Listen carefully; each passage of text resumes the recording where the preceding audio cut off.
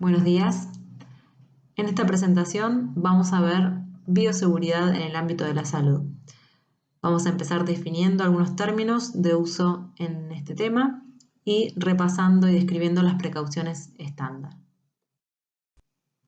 Comencemos con la definición de bioseguridad. ¿A qué nos referimos cuando hablamos de bioseguridad?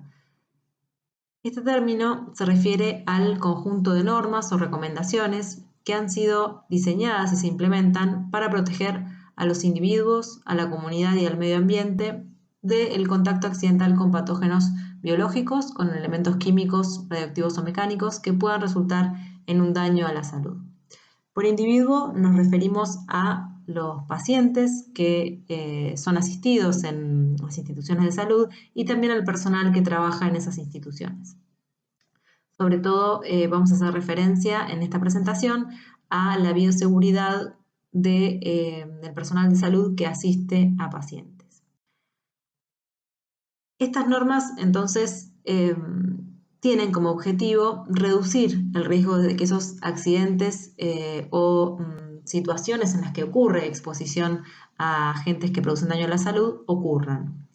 Si estos agentes a los que se exponen los individuos, tanto los pacientes como el personal de salud, son sustancias biológicas con agentes infecciosos, entonces la consecuencia de esa exposición puede resultar en una infección que puede entonces, como ya dijimos, comprometer al personal de salud expuesto que ha sufrido el accidente o también a los pacientes que se asisten en la institución de salud, ya sea que hayan asistido para una intervención quirúrgica, un tratamiento médico, alguna intervención preventiva, cualquier contacto con el sistema de salud. Cuando un paciente adquiere una infección como resultado del contacto con esa institución de salud, vamos a referirnos a esas infecciones como infecciones nosocomiales hospitalarias o asociadas al ámbito sanitario. Entonces, repasemos brevemente la definición de infecciones nosocomiales o sus términos equivalentes. El término infecciones asociadas al cuidado de la salud o al ámbito sanitario es más amplio porque no se refiere exclusivamente a aquellas adquiridas en un hospital, sino que cualquier institución de salud que preste servicios de asistencia a pacientes es un sitio en el que un paciente puede adquirir una infección. Por ejemplo, los centros de cuidados para pacientes crónicos, como los centros de rehabilitación o los centros de diálisis o cualquier institución en la que se presten servicios de salud. Estas infecciones, como mencionamos entonces, son las que adquiere un paciente como resultado de su contacto con la institución de salud, cuando ese contacto ha sido para recibir el tratamiento para una condición médica o quirúrgica, y esa infección aparece como resultado de esa intervención o de ese tratamiento y no se había manifestado ni estaba tampoco en periodo de incubación al momento de ingreso a la institución. Hay muchas causas que se han relacionado con la ocurrencia de este tipo de infecciones, pero las más claramente asociadas son el uso de dispositivos médicos invasivos como las sondas, los catéteres, en el caso de los pacientes críticos, la intubación y la ventilación mecánica, también las complicaciones posquirúrgicas, que son las infecciones de herida quirúrgica, las superficiales y profundas, o también la transmisión de infecciones, por ejemplo, por microorganismos multiresistentes entre pacientes que están hospitalizados o que concurren a una institución de salud a través de las manos del personal de salud o adquiridas por el personal de salud que asiste a esos pacientes. Un ejemplo en el ámbito de la obstetricia sería una infección de herida quirúrgica como complicación de una cesárea o una tromboflebitis y una bacteriemia como complicación del uso de un acceso venoso periférico. ¿Qué tipos de riesgo encontramos en una institución de salud, ¿no? O en el ámbito sanitario?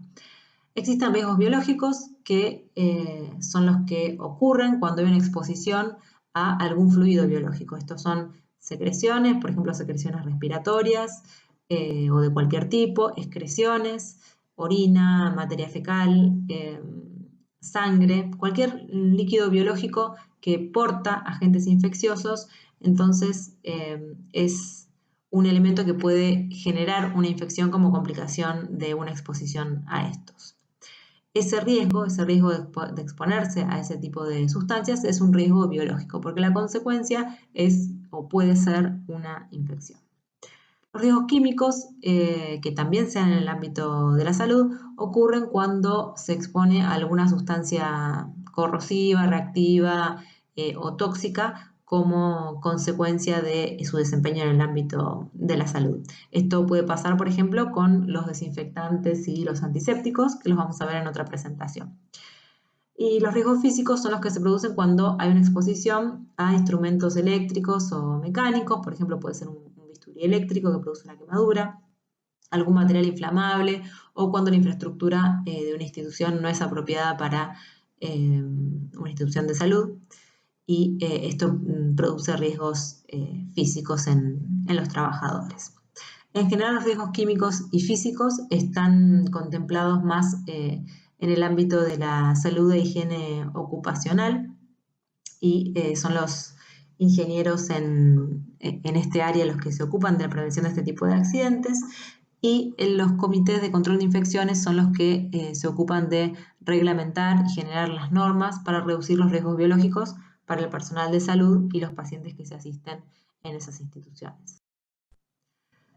Nosotros nos vamos a referir, por el contexto en el que revisamos bioseguridad, que es la materia de microbiología, al riesgo biológico. El riesgo biológico, entonces, lo podemos definir como la probabilidad de que ocurra un daño a la salud que resulte en una lesión o en una enfermedad por exposición a sustancias biológicas que, como ya dijimos, pueden ser sangre, tejidos, heces, secreciones respiratorias, cualquier tipo de líquido biológico, que puede ser por asistencia a un paciente o por manejo de los residuos o del instrumental que puede estar contaminado con cualquiera de estas sustancias biológicas.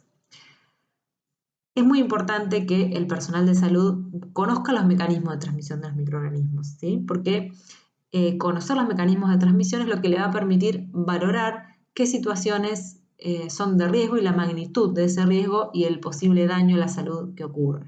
Si nosotros conocemos cuáles son los mecanismos de transmisión, entonces sabremos qué tipo de exposición atañe riesgo y podremos prevenirla utilizando y adhiriendo a las normas de bioseguridad.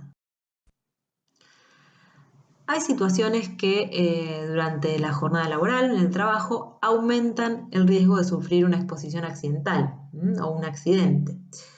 Estos factores o situaciones de riesgo son los que se listan acá en la diapositiva, aunque hay por supuesto muchos más. Uno de ellos, muy importante, es la falta de educación y conocimiento en bioseguridad. Muchas veces el personal de salud no sabe el tipo de exposición que sufre, por ejemplo, al asistir a un paciente con una enfermedad transmisible sin el equipo de protección personal apropiado o sin hacer el uso apropiado del equipo. A veces se dispone de los materiales, pero por falta de educación y de entrenamiento no se utilizan de la manera correcta y se expone entonces al riesgo de adquirir una enfermedad transmisible. Otra cuestión muy importante en el riesgo biológico es la higiene ambiental.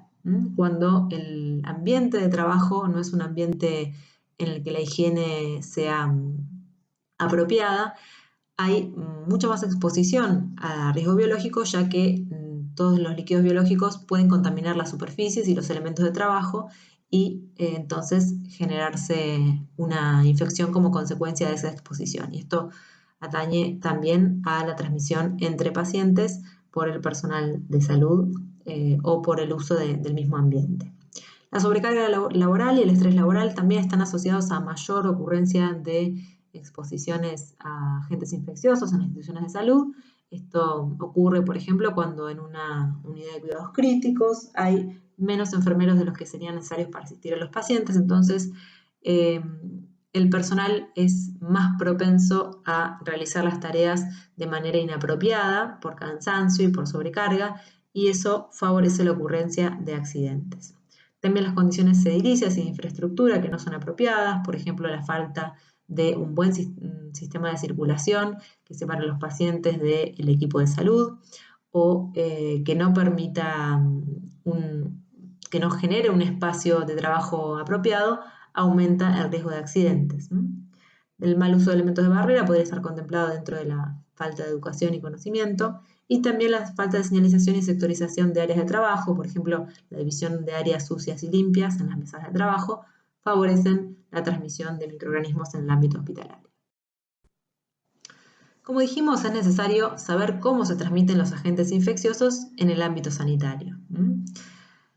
La vía percutánea es una de las vías de transmisión, especialmente para algunos virus, como son el virus del VIH, el virus de la hepatitis B y de la hepatitis C, que también pueden transmitirse por salpicaduras en mucosas o contacto de fluidos con la piel no intacta. Este tema de la transmisión percutánea lo van a ver en otro módulo y en otra presentación que se ocupa de estos agentes en particular.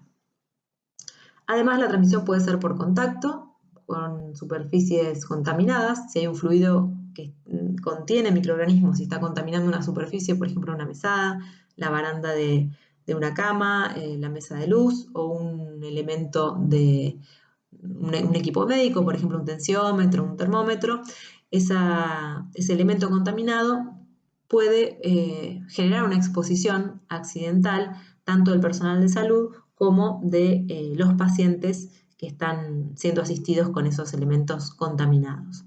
El contacto incluye no solamente superficies inanimadas, sino también la piel y las mucosas de los pacientes que portan microorganismos.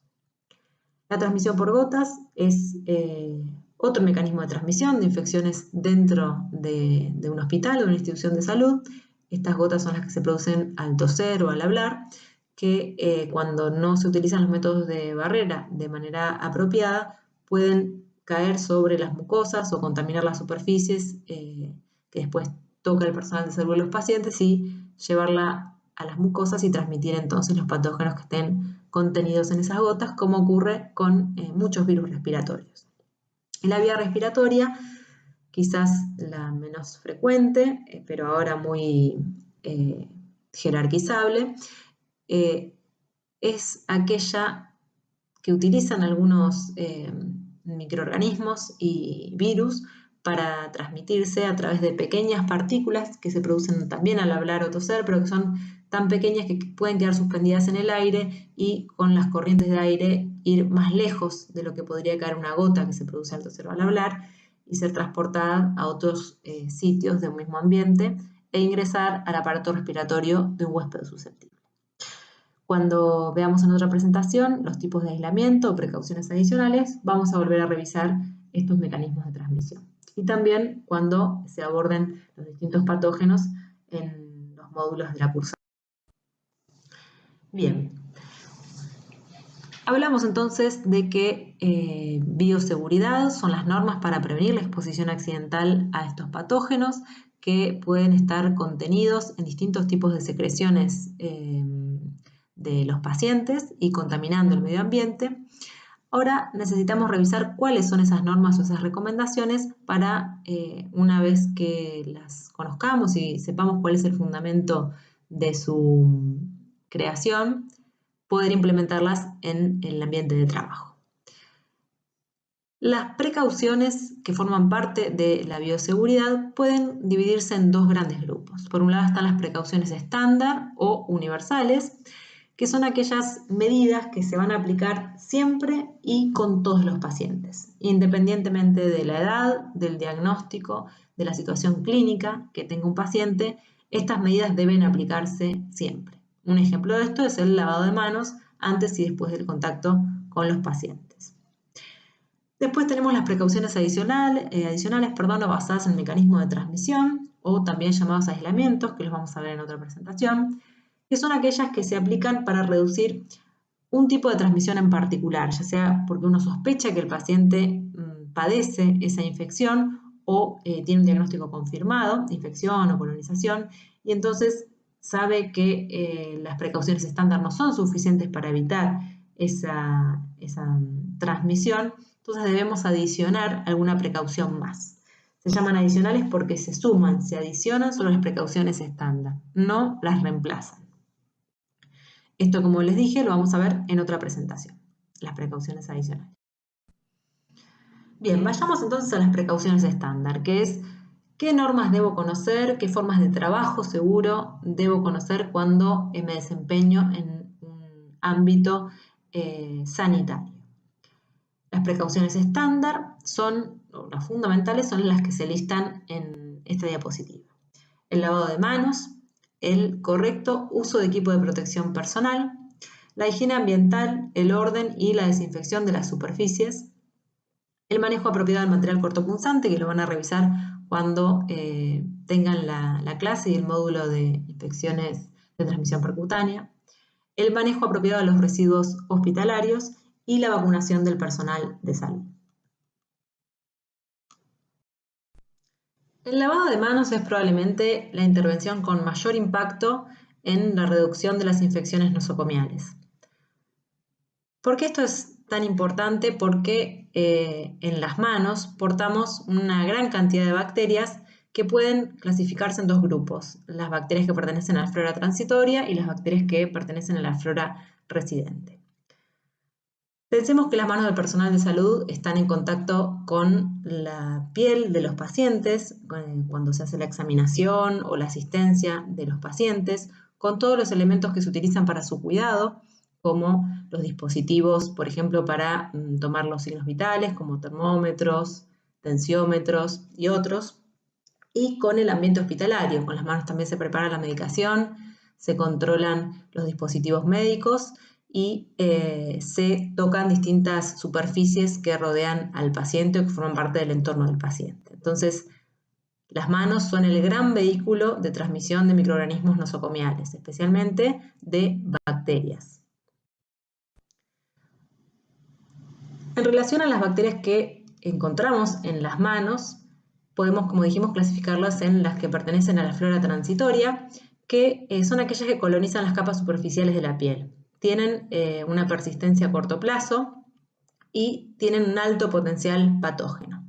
Generalmente los trabajadores de la salud las adquieren durante el contacto directo con los pacientes o las superficies de los lugares de trabajo, como mencionamos recién, que han sido contaminadas por distintas secreciones que a simple vista no pueden observarse y que portan microorganismos, especialmente bacterias.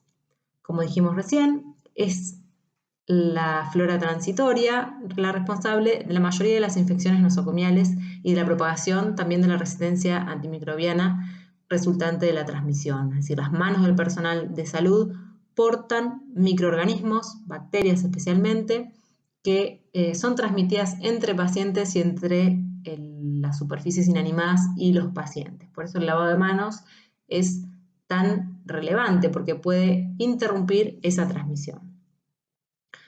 ¿Qué logra el lavado de manos? Disminuir la colonización con flora transitoria y esto se logra con un lavado de manos especial, que es el lavado de manos antiséptico.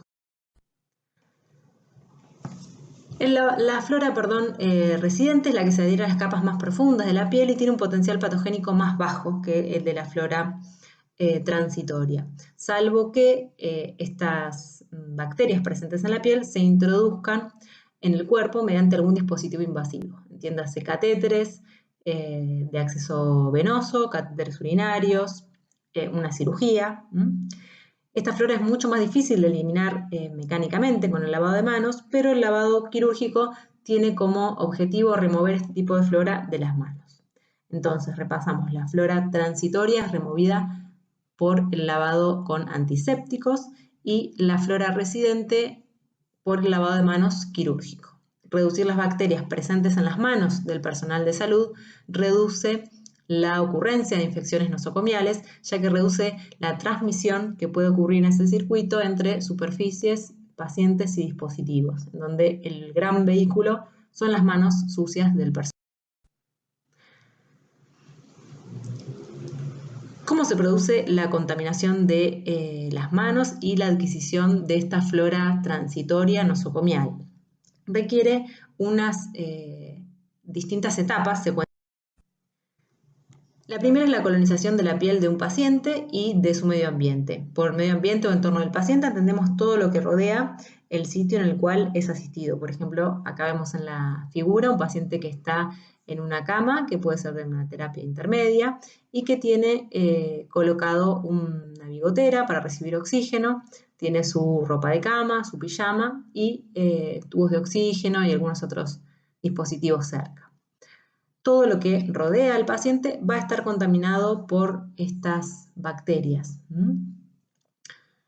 Esas bacterias son transferidas del paciente o el medio ambiente que lo rodea a las manos del personal de salud mientras el personal asiste al paciente, haciendo la examinación o tocando, por ejemplo, la botonera de algún aparato que se utiliza en la asistencia. En las manos del personal, estas bacterias se multiplican y si el personal de salud no se lava las manos o lo hace con la técnica incorrecta, entonces esas manos van a tener una flora transitoria nosocomial, porque son bacterias adquiridas de un paciente que estaba internado, y si el personal no se lava las manos, entonces van a ser transmitidas a otro paciente que sea asistido por la misma persona. Esa es la transmisión cruzada de microorganismos, que como ya mencionamos es el principal mecanismo de transmisión de la flora hospitalaria.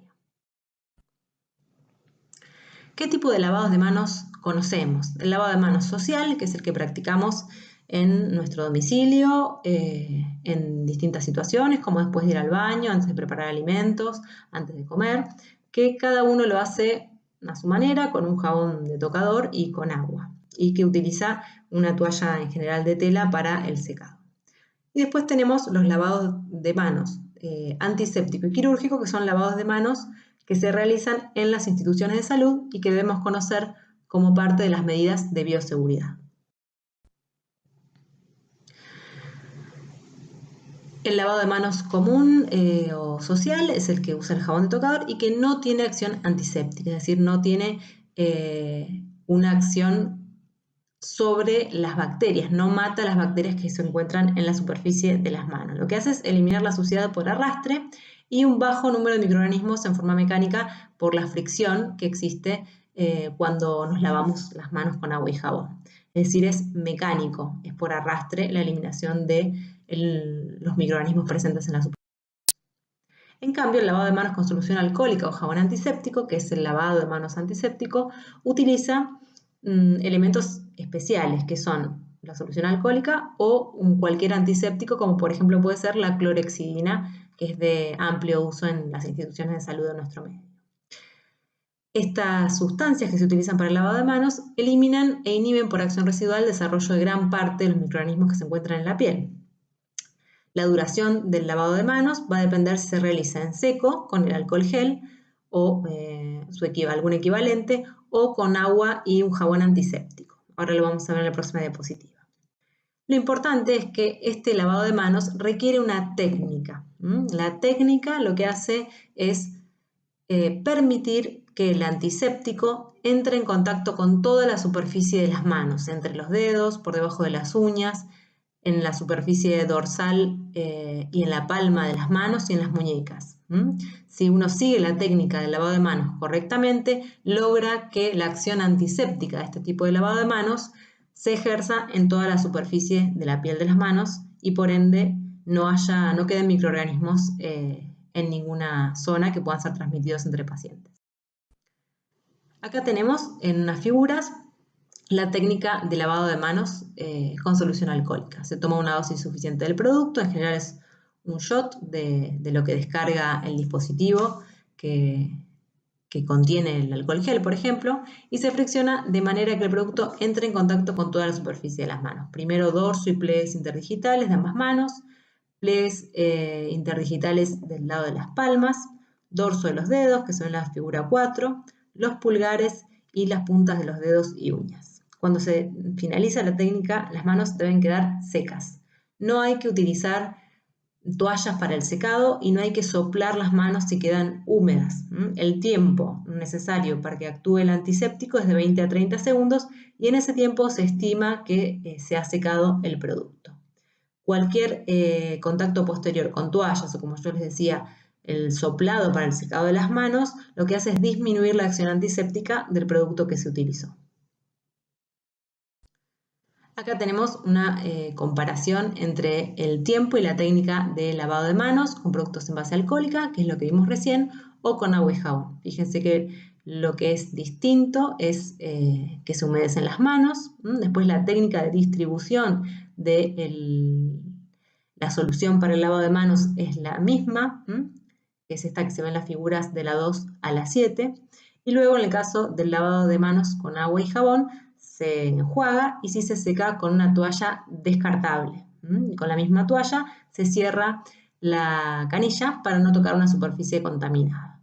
¿Cuánto tiempo lleva el lavado de manos con agua y jabón antiséptico? 40 a 60 segundos, es decir, el doble que el lavado de manos con solución alcohólica. ¿Cuándo optamos por una u otra solución para el lavado de manos? Bueno, con agua y jabón lo vamos a hacer cuando las manos estén visiblemente sucias, cuando haya exposición a organismos con capacidad esporular, porque el alcohol no tiene acción sobre las esporas, y siempre después de ir al baño o estar en contacto con una superficie contaminada. Por ejemplo, después de bañar a un paciente, después de realizar el cambio de la ropa de cama.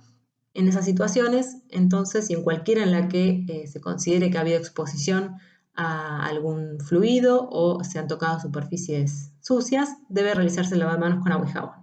Para el resto de las situaciones se puede hacer el frotado de manos con solución alcohólica, siguiendo la técnica, lo que facilita mucho la adherencia al lavado de manos, porque para hacer el lavado de manos con agua y jabón es necesario contar con una pileta, agua y toallas desechables. En cambio, para el alcohol y gel podemos disponer de dispositivos en las paredes y en las habitaciones de los pacientes con alcohol gel para lavarnos las manos la cantidad de veces que sea necesario.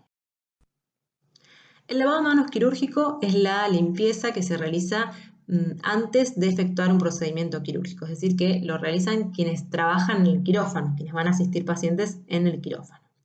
Se utiliza un antiséptico con acción residual y siempre hay que contemplar que durante el proceso del lavado de manos, las manos estén hacia arriba, con los antebrazos perpendiculares al piso y que el agua escurra desde los dedos hacia los codos.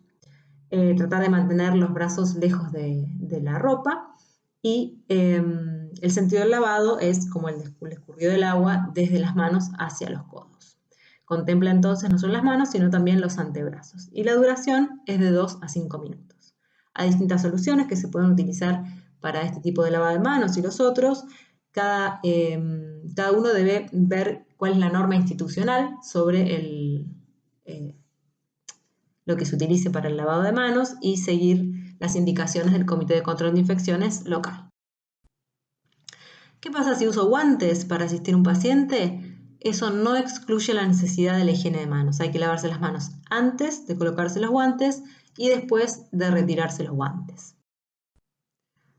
Otro tema importante es cómo deben lucir las manos del personal de salud que asiste a pacientes. Bueno, como está en la foto, con las uñas cortas, limpias, sin billutería, sin uñas esculpidas, sin pulseras, nada de todo esto porque tanto las uñas largas o pintadas, las pulseras y los anillos lo que hacen es atrapar microorganismos, permitir que la materia orgánica quede en esas superficies y no llegue la acción antiséptica de los productos que utilizamos para la higiene de manos. Así que las manos del personal deben lucir siempre limpias, libres de anillos y pulseras y uñas cortas y no pintadas. Consideremos siempre el lavado de manos cuando vamos a tener contacto con cualquier elemento de lo que se llama el entorno del paciente. Como vemos en la figura, es todo lo que se relaciona con el paciente y está en su proximidad. Los monitores que se utilizan para, por ejemplo, el control de los signos vitales, la mesa de luz, las barandas de la cama, el pie de suero. Todo esto se llama el entorno del paciente y está contaminado con la flora que el paciente porta en su piel. Hay 5 momentos que se han definido para el lavado de manos. Esos 5 momentos son antes del contacto con el paciente, antes de realizar una técnica limpia o aséptica, que lo vamos a ver en otra presentación, después de riesgo de exposición a líquidos corporales, por ejemplo, cuando se realiza un cambio de sonda o higiene del paciente, después del contacto con el paciente y después del contacto con lo que llamamos el entorno del paciente. Esos 5 momentos son oportunidades para el lavado de manos que permiten, como ya dijimos, interrumpir la cadena de transmisión entre pacientes a través de las manos del paciente. El equipo de protección personal y su uso apropiado también forman parte de las normas de bioseguridad. ¿Qué elementos tenemos para uso de protección personal? Guantes de látex, que pueden ser de un solo uso, o guantes estériles, barbijo, o que tenemos dos tipos de barbijo, el barbijo N95 y el barbijo quirúrgico, que eso lo vamos a ver cuando veamos la clase de aislamientos, camisolín y protección facial y ocular, que son las gafas o las máscaras de protección de toda la. El camisolín sirve para proteger la piel y la ropa en los procedimientos en los que probablemente haya salpicaduras de sangres, de secreciones o cualquier otro fluido corporal. Tiene que cumplir entonces para poder tener este rol, tiene que cubrir, completamente el torso desde el cuello hasta las rodillas y los brazos hasta las muñecas. Preferentemente tiene que tener puño. El camisolín envuelve el cuerpo hasta la espalda y tiene que sujetarse en la parte de atrás, tanto a nivel del cuello como a nivel de la cintura. Esto es importante, no atarlo adelante, porque adelante es la zona contaminada después de realizar un procedimiento o asistir a un paciente, porque es lo que nosotros tenemos en contacto mientras actuamos con el paciente. Entonces, todo lo que sea ajustable, que se ate, tiene que realizarse en la parte de atrás. Lo mismo corre para el barbijo. Así después, cuando me quito el equipo de protección personal, tengo contacto con esas partes del equipo que están. El barbijo y las antiparras se utilizan para proteger las mucosas de los ojos, la nariz y la boca. Estos deben utilizarse cuando se realizan procedimientos que probablemente generan salpicaduras o spray de sangre, de fluidos u otras secreciones. El barbijo quirúrgico, que es este que vemos acá a la izquierda, debe utilizarse con las tablas mirando hacia abajo. Y tiene en general un alambre o algo más rígido para permitir un ajuste a nivel del ala de la nariz. Siempre hay que asegurar las tiras o bandas elásticas a nivel de la mitad de la cabeza y en el cuello, ajustar la banda flexible al puente de la nariz y ajustar en la cara y también debajo del mentón. Es decir, debe quedar anatómicamente adaptado para evitar fugas de aire. Las antiparras se colocan sobre la cara y los ojos y también deben quedar cómodas y ajustadas. Los guantes. Los guantes se utilizan para evitar el contacto con sangre, fluidos, secreciones o excreciones, también cuando hay contacto con mucosas, con piel no intacta u objetos contaminados. Los guantes deben cambiarse siempre entre pacientes y después de realizar una técnica más sucia, si vamos a realizar una técnica más limpia. Por ejemplo, si uno cambia los vendajes de una herida o higieniza a un paciente, de quitarse los guantes para poder tocar otra parte del cuerpo menos contaminada del mismo paciente o de su entorno. Como prácticas de trabajo seguras, podemos mencionar que hay que mantener siempre las manos lejos de la cara, limitar el contacto con las superficies y cambiar los guantes cuando están rasgados o altamente contaminados o, como ya dijimos, entre pacientes o cuando vamos a una zona más contaminada o una menos contaminada. Recordar siempre que hay que realizar la higiene de las manos luego de retirarlos y antes. ¿Cómo se desechan? Inmediatamente después de utilizarlos se retiran y se desechan en bolsa roja y, como ya dijimos, se lavan las manos.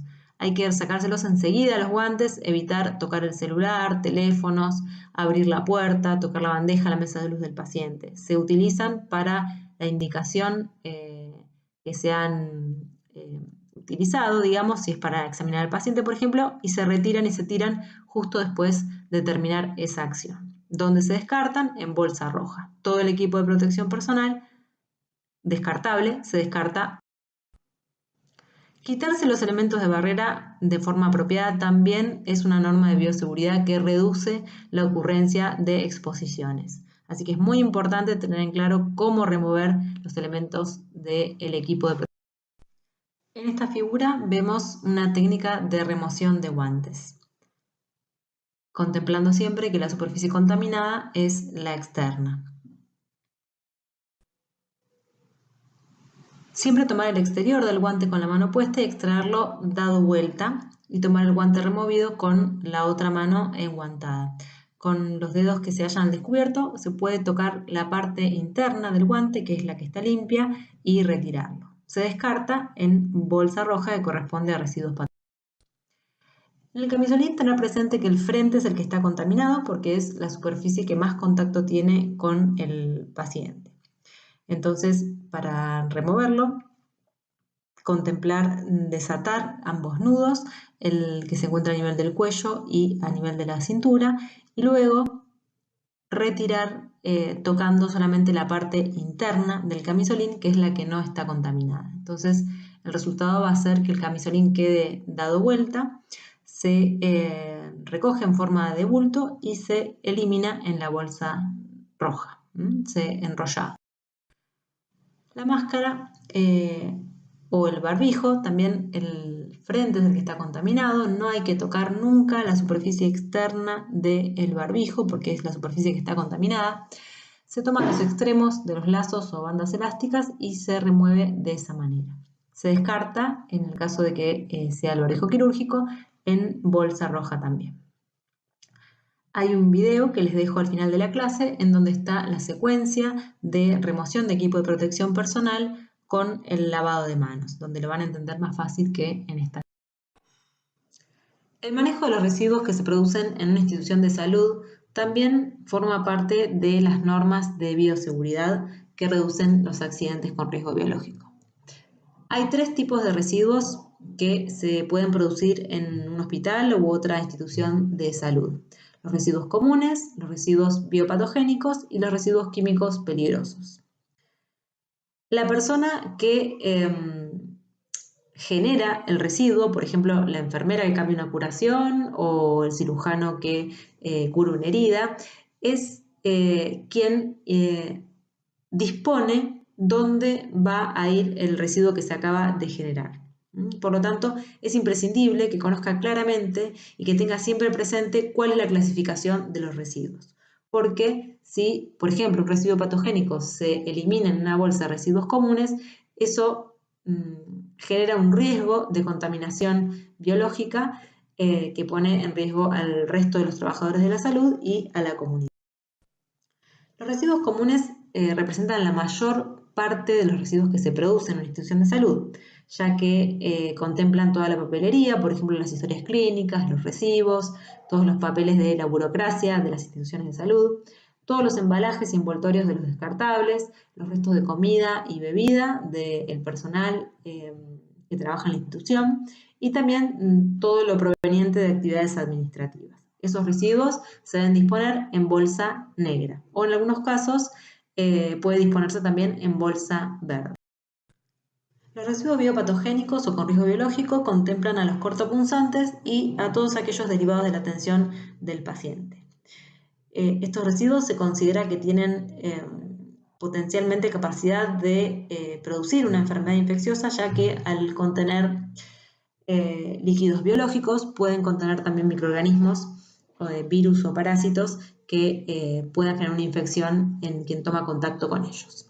Los cortopunzantes incluyen las agujas y los objetos de vidrio, enteros o rotos, y los de atención al paciente, los residuos sólidos contaminados que han tenido contacto con fluidos de los pacientes y que, como ya mencionamos, entonces potencialmente pueden producir una enfermedad infecciosa. Estos se disponen siempre en una bolsa roja y esa bolsa roja tiene un tratamiento distinto, final, ya que va a la incineración para reducir el riesgo de contaminación del medio ambiente. Los residuos químicos peligrosos contemplan principalmente los medicamentos y vacunas vencidos o inutilizados, los restos y también cualquier residuo que haya estado en contacto con estos productos o sus envases. También los desechos de biocidas y sus envases. Se disponen en bolsa amarilla. La vacunación del personal de salud es otro de los pilares de la bioseguridad.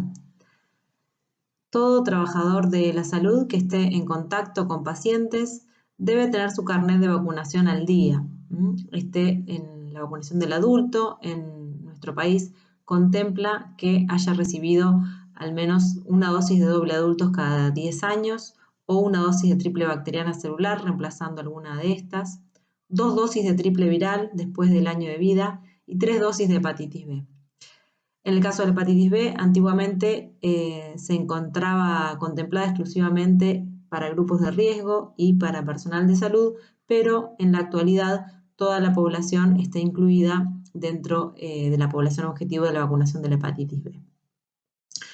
En el caso de esta vacuna, es posible hacer un control serológico alrededor de un mes después de haber recibido la última dosis para definir si el paciente, en este caso es el trabajador de la salud, ha respondido o no a la vacunación. En caso de ser no respondedor, se tomará una estrategia individualizada para cada caso. Además de cumplir entonces con la vacunación del adulto, que incluye estas 3 vacunas que acabo de mencionar, el personal de salud debe vacunarse para la gripe todos los años. En general es el primer grupo que se vacuna con prioridad para nuestro sistema de salud. Y en el contexto actual también está incluida la vacuna para el coronavirus. La recomendación de cuándo se realiza la vacunación para coronavirus y si es necesaria una revacunación va a depender de lo que disponga la autoridad sanitaria en ese momento. Hay algunas situaciones especiales como el personal de salud que asiste a menores de 1 año o que trabaja en neonatología o con pacientes con mayor riesgo de poder adquirir tos convulsa y tener complicaciones severas, que debe contar además con la vacunación que hemos mencionado, con vacunación para este agente, que está contenida en la triple bacteriana acelular. Pasa lo mismo para hepatitis A. En algunas salas, el personal de enfermería y otros que asisten a pacientes deben contar con la vacunación para hepatitis A, y lo mismo para varicela. Las recomendaciones para estas situaciones especiales se realizan en cada institución de salud. Por ejemplo, en aquellas que tratan pacientes inmunocomprometidos, probablemente la revisión del carnet de vacunación sea más exhaustiva y requiera algunas vacunas, además de las que mencionamos arriba, que son la doble adultos, las 2 dosis de triple viral, que es la vacuna de sarampión, rubiola y parotiditis, las 3 dosis de hepatitis B y la vacuna de la gripe y a partir de este año de coronavirus.